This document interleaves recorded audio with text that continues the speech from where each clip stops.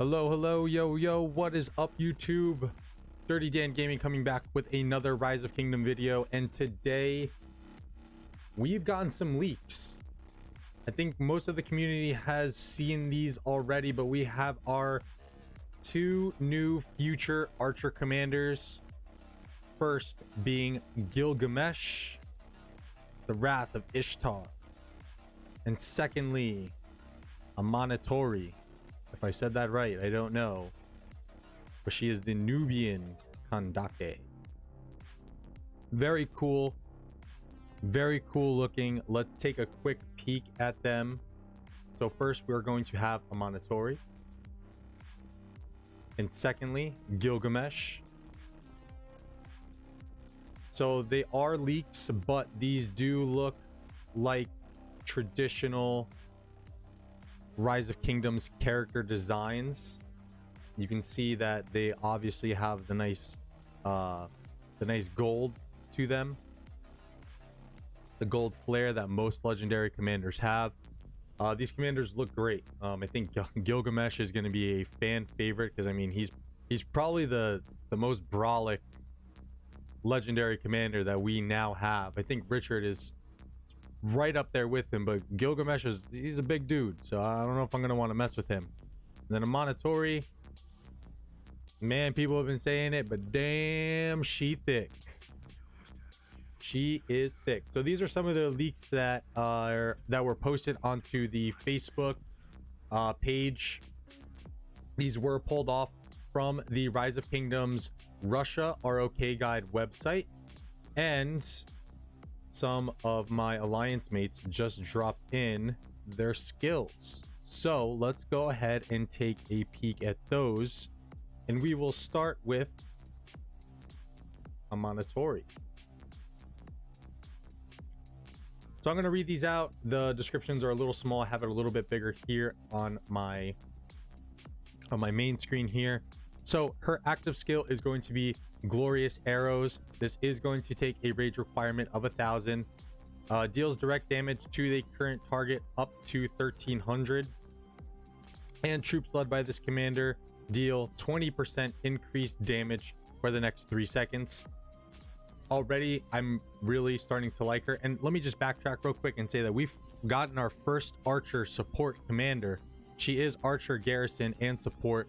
This is awesome that archers have a support commander. The support trees, as most people know, is one of the most powerful and one of the most versatile trees that you can use.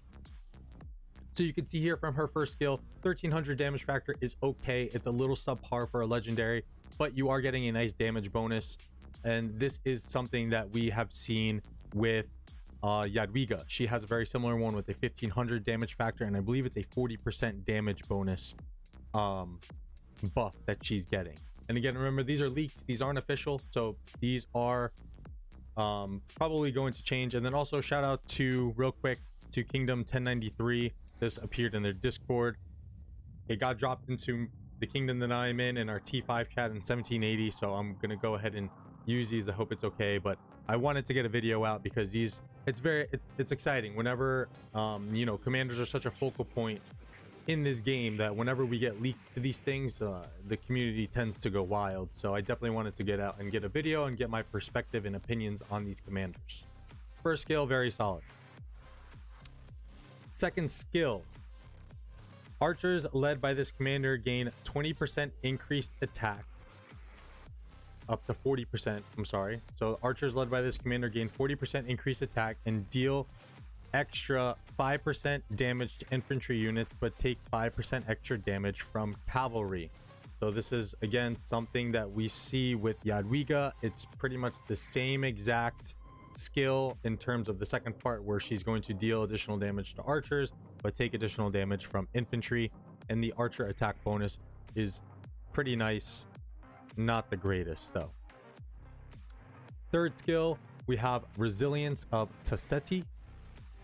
Archers gain 20% increased defense, and their attacks have a 10% chance of dispelling all ongoing attack enhancements on targets when this commander is serving as a garrison commander.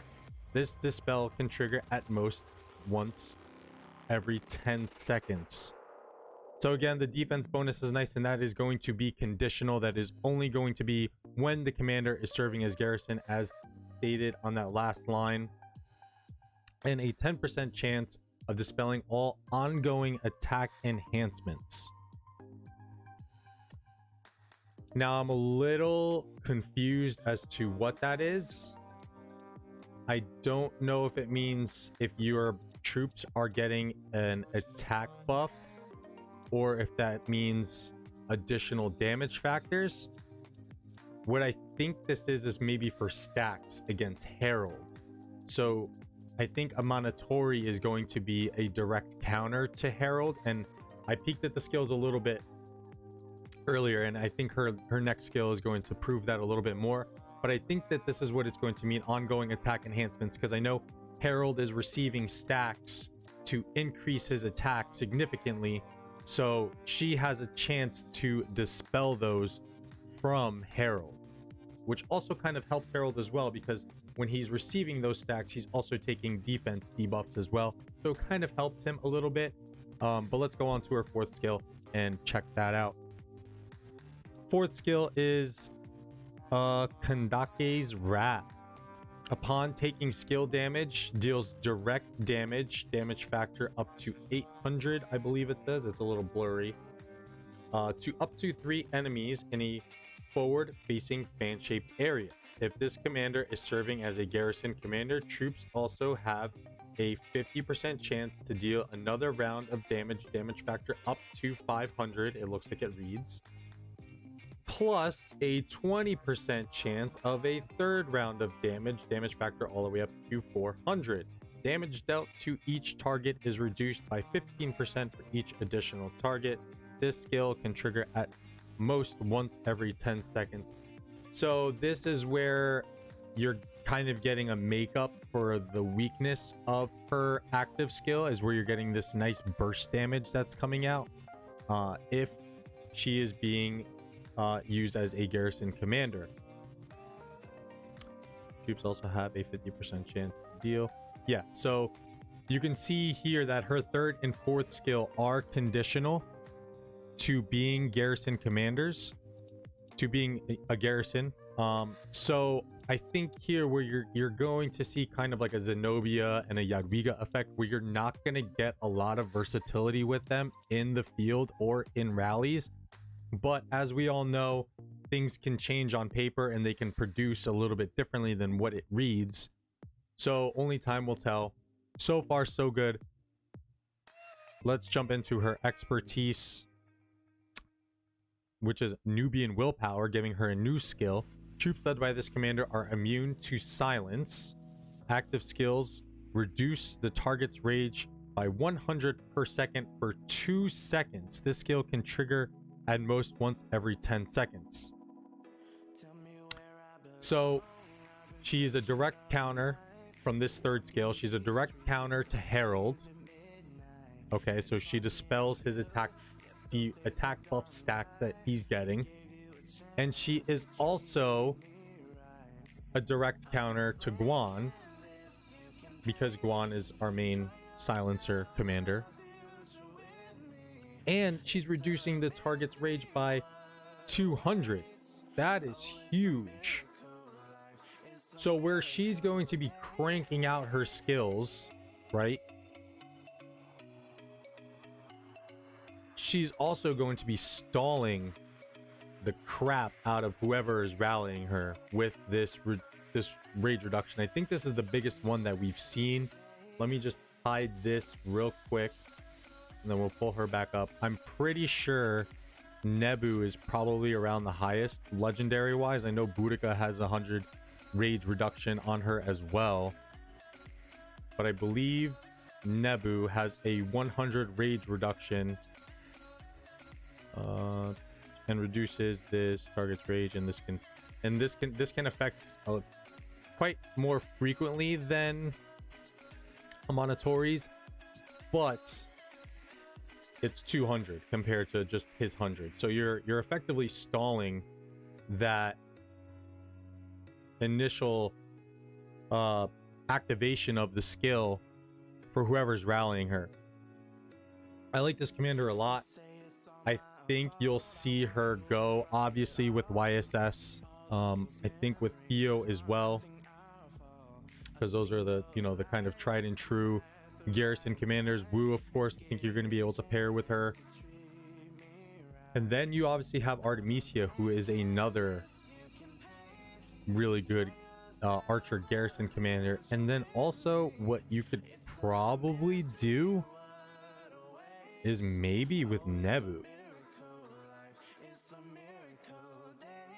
because you're only missing out on this skill, because this is a conquering skill.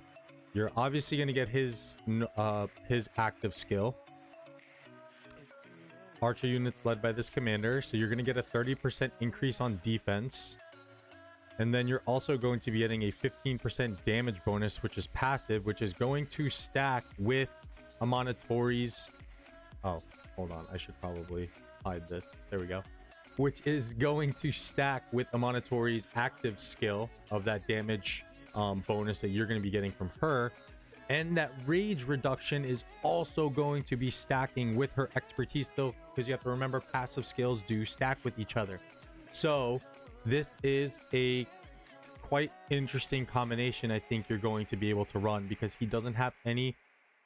Again, you're only missing out on one skill that's a condition to him being in a rally situation. So I like Amonatori. I think she is going to be a nice addition to the garrison combinations that we have. Let me pull her right back up. Also, what I think we're starting to see here now is Lillith implementing not just, I think you're still obviously going to see the Xenos of the world, but now we have an infantry garrison commander, we have a cavalry garrison commander, and we now have an archer garrison commander, all respectively in their new generation of releases. So I think this will lead to us seeing where you are going to kind of have to need that versatility within your kingdoms to have multiple garrison commanders at your disposal, because I think there is, it's a garrison meta at the moment, but we are seeing that most kingdoms are chock full of rally commander pairings, and everyone wants, everyone has all the pairings that they need to do for these rallies. So I think this is Lillith kind of telling us a little bit that, like, hey, you're going to need to think on your toes a little bit more and maybe be able to coordinate a little bit better, because we're giving you all these garrison commanders.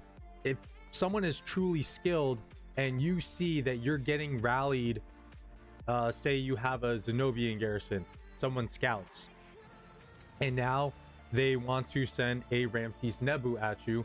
Well, the smart thing to do is throw a Jadwiga YSS in there, because that Jadwiga is going to completely shred that archer march. And then I think you could take that same thought concept moving forward with all of the garrison pairings that we have now. So I think this is what Lillith is trying to implement. I think this is why we've seen a little bit of an acceleration in terms of the releasing of commanders, because we only just got Pakal and CJG about a month ago. So for us to get a new pairing of commanders like this so quickly is pretty unique. I don't think we've really seen this before. So definitely going to be some advanced coordination going on in some of these bigger kingdoms who have, more of a population of players who are going to be having all of these different pairings that you can play with. So I like what Lillith is doing here. It's kind of getting away from just the one cookie cutter, let's throw this one pairing out and that's the meta to beat all things until we get another meta, until we get the meta breaker. So I kind of like what they're doing here. So that is Amonatori. I think she's going to be good. I think we are going to see her used. And let me just pull this up real quick. You're definitely going to see some utility out of her. And I think if you're looking for an investment wise, I mean, if you want to use her open field, which I don't think I would suggest, because again, her third and fourth skills are conditional, although her expertise is not conditional, and that's a pretty nice debuff to bring onto the field. to stall the active skills proccing off for open field marches. But the losing out on 2 whole skills is a little hard for me. I mean, if you wanted to use her for field, I would say 5-5-1-1. But I think I would just say go ahead and just max this commander, because you really want that expertise. You want that 100 rage reduction for 2 seconds. And the immunity to silence is very nice.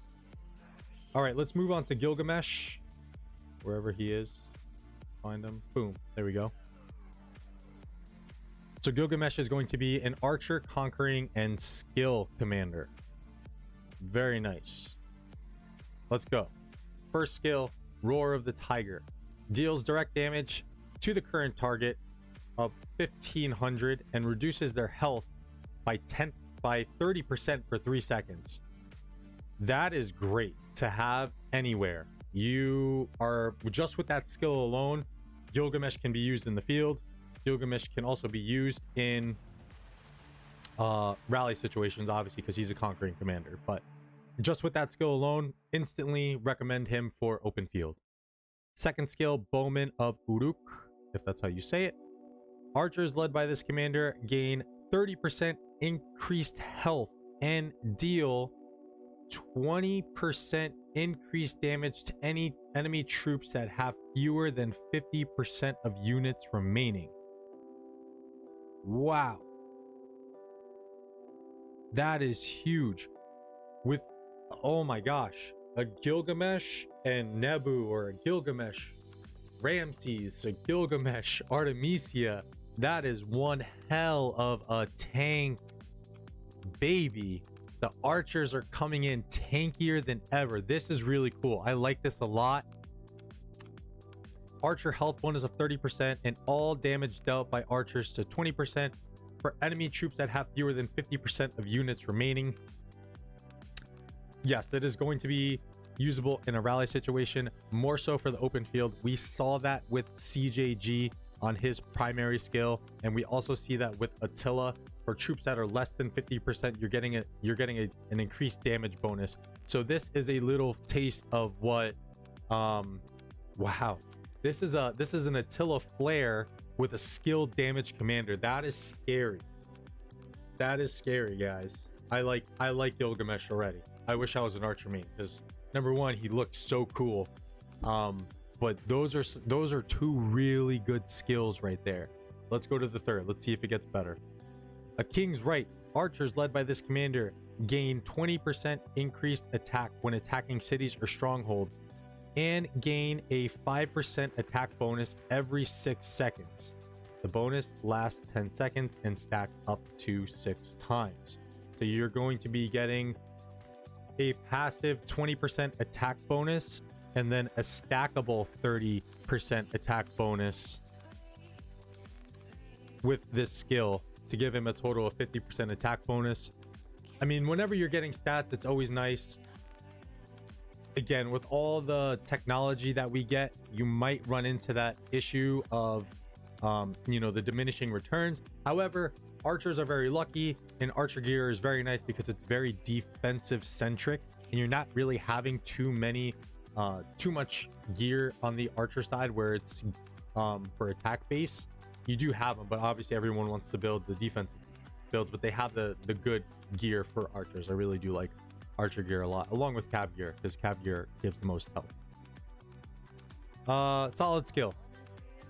And again, that's only when you are rallying, attacking a city or stronghold. So you can be swarming a city and getting these stacks, but that's for the mega whales. Last skill before the expertise, and Kilu's Path. Troops led by this commander take 10% less damage from normal attacks. Their attacks have a 30% chance of inflicting a blood-craving debuff on targets. On targets, afflicted troops suffer damage when healed.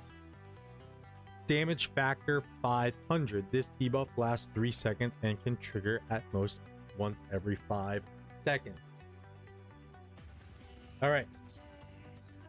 So that is a direct counter skill for Zenobia. because not only is Zenobia getting an attack damage bonus, but we all know that Zenobia heals like crazy. So this is really cool, because where Zenobia wants to heal, now she's going to be, if these line up correctly, she's going to be proccing her heal, and if this hits, that skill damage is going to say nope, taking it right back.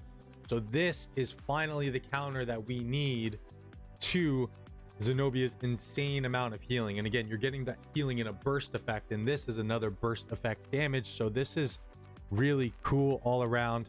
Gilgamesh is going to be the official Xeno breaker. Yes, I said it. He will break Xeno for sure. Let's check out the expertise. So it's going to be enhancement of Enkidu's path. Troops led by this commander take 15% less damage from normal attacks. So it's a 5% increase from the 10% of the fourth skill, and their attacks have a 30% chance of inflicting a blood craving debuff. I love that phrase right there. That just sounds so cool. A blood craving debuff on targets afflicted. Troops suffer damage when healed. Damage factor 700, so you're getting a 200 damage factor boost and take 15% increased skill damage. This debuff lasts for 4 seconds, so you're getting an increase of 1 second and can trigger at most every 5 seconds. This is crazy. That Gilgamesh is, I don't want to say he's OP, but he looks OP as fuck on paper. Holy shit. Wow. Okay, so I really like Gilgamesh. I think he's going to be a really tough rally to crack. I think you're gonna have to have a Jadwiga in your kingdom hanging around somewhere. Shout out to Mezzo. He has the sole Jadwiga in our kingdom. Luckily he has it, so you aren't going to regret that once we see Gilgamesh, Mizo. I think that you're good and you can stay happy with that investment. Yeah, I think Gilgamesh is going to be tough cookie to crack when it comes to rallies. He might take over as a new meta, just because there's, from all the other commanders that you're getting from Ramses and from Nebu, there's so much defense and skill damage reductions that are coming from those two commanders, and Nebu's giving you damage buffs. Ooh, holy cow. This is going to be fun. I'm very excited for these commanders. If they stay as is, this should be really cool to see. I like both of these commanders, and let me just double check. Troops led by this commander.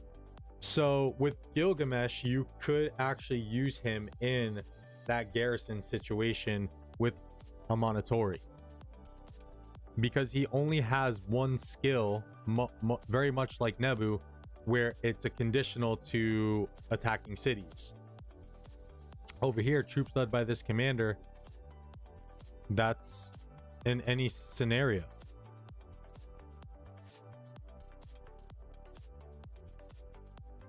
Wow. Very good, Gilgamesh Lillith.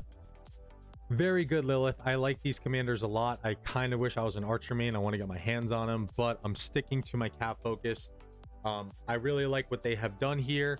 These commanders look awesome. If you are an archer main, start saving, especially for Gilgamesh and Amonatori too. Amonatori, I think you're going to need, because just to purely, shred up some infantry units, specifically Herald, because Herald seems to be a little bit of the rally meta right now for infantry with Pakal. But man, you archer rally players, please save for Gilgamesh. Arrow in our kingdom. I know you're a super mega whale, but get your sculpts ready, my friend, because Gilgamesh is definitely going to be the guy that we're going to need. We'll see. I think he might crack a good amount of rally. He might even crack Jadwiga. We'll see. This is cool. Very fun. Very cool to see. I hope we get these commanders before KVK, potentially. This should be cool. This should be very cool to see. So with that, we have Amonatori, we have Gilgamesh. these guys are coming to Rise of Kingdoms. Hopefully, again, these are leaks. These are leaks. So hopefully they stay as is. I like them. I don't think that they need really any adjustments. I like what Lillith has done with them, and yeah, I'm looking forward to them. Hopefully they release as is. And just one thing I'm going to say too, like, I don't know if this is going to be a trend and if Lillith continues to release commanders at an accelerated rate, but just keep an eye out for that, guys. I think with, again, the way that I'm trying to build this channel, and especially some of those commander guides, like the one that I put out earlier today, a lot of this stuff is gearing you up for Season of Conquest. You really have to be careful with how you're investing your sculptures into these commanders because they're not cheap.